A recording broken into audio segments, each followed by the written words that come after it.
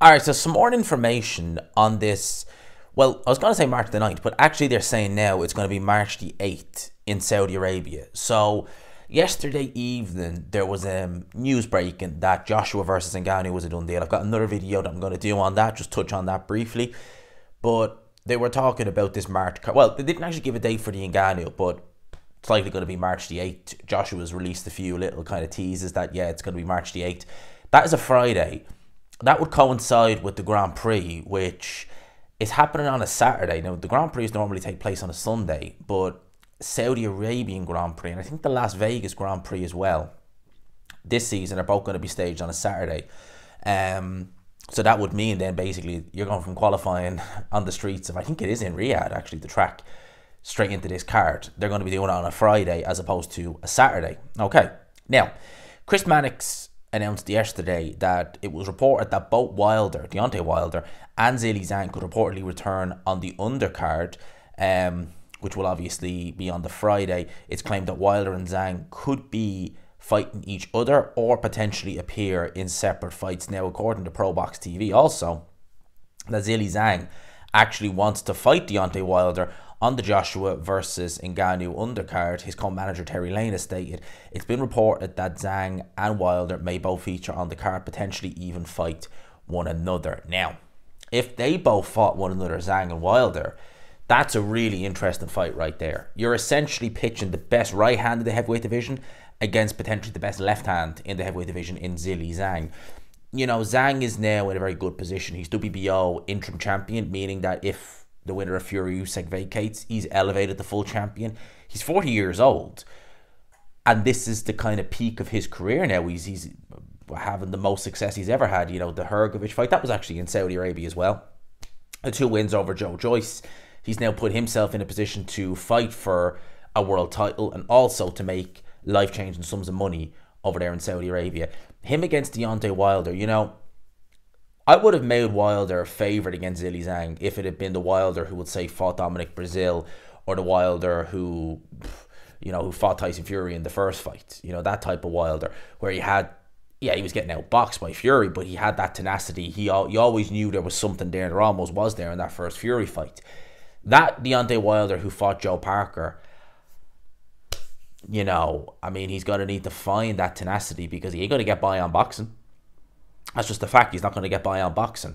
I wonder if the Saudis still have an interest in doing Joshua versus Wilder. I wonder if deep down that is a fight that they want, and that's a fight that they're hoping in some way they can salvage.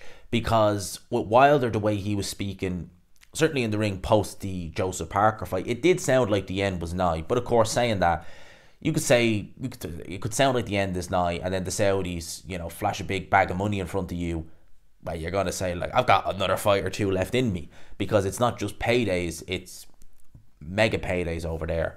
So for Wilder, I'd like to see him with Zhang. At this point, I'd make Zhang favourite. If they were in separate fights, you know, you kind of look at that and you think, like, well, separate fights, but both guys, why not? You know, with Wilder, if he beats Zhilei Zhang, well, he's back in the picture in the heavyweight division. I mean, he actually has something then, in a sense of, yeah, it's only an interim title, but it's still something. You know, it's still better than being it's a glorified mandatory, but it's still better than having, you know, nothing at all. And if he can go in there, beat Zhilei Zhang, beat him in good style, it actually does give him options, because it means then that he could potentially, you know, decide, right, I'm going to hold out for the world title shot, although it would more than likely push that mandatory back a little bit, but there's something there. And, you know, essentially it means then, okay, look, I've beaten Zhilei Zhang, I'm back at it, that Parker fight was a blip, let's go and get the Joshua fight made. Possibly that could be something, you know. As I said, with Saudis, if they seem to get a fight in their head, they seem to want to just go with it, you know. So they wanted Usyk Fury, they got it. They wanted, well, they obviously clearly want Deontay Wilder, Anthony Joshua. Will they get it? Who knows? I mean, at the end of the day, if say Wilder does fight Zhilei Zhang and he goes in there and he looks shot, you know, accuracy isn't there, but let's say Zhilei Zhang makes a catastrophic mistake, walks into a right hand, winning every minute of every round, and yeah, you could say that's always been Wilder's MO, but at that point there, would it even if he got the win, would it in that kind of fashion, would people still look and think, oh, I want Joshua? I don't think so. It's going to have to wait and see what happens. If they announce both guys fighting each other, I'm all for it. Who would they fight? You know, With Zhang, would he risk? You see, here's the thing, right? It's fine to have these big names. And that day I reckon the card was good. But even if you're not going to be fighting necessarily 50-50 fights, hopefully have some element of competitiveness in them. You know, don't do a Hrgovic versus the Morty. Just don't do a Jay Apataya Elizara. You know, at least if one guy is clearly going to win, at least have them in there with someone who you're thinking, okay, look, he's going to win. But, you know, I look at him and I think, you know, maybe. Whereas, you know, with those two fights, respect, you just looked and thought, okay, when? And both fights ended in the first round. You know, you want to see a little bit of competitiveness in there. You know, I mean, I think the Junior Fa Sanchez was a little bit more competitive than I anticipated. I got the result I expected, Frank Sanchez winning by stoppage, but he did it later than I thought. And Junior Fa had certain moments in there. So that was kind of, I was looking at that and I was like, that wasn't too bad. But I hope that if they are in separate fights, I'd rather see them fight one another, truth be told. I mean, goes without saying. But let's just hope they're in fights that are some way competitive, not just complete mismatches. Let me know your thoughts. If they did announce Wilder versus Zhang, who would you have? For me, if it was announced for March the 8th, I'm taking Zhilei Zhang to win the fight by knockout. By knockout. I think he'd stop Wilder. I think that Zhilei Zhang, I think of it like this, right?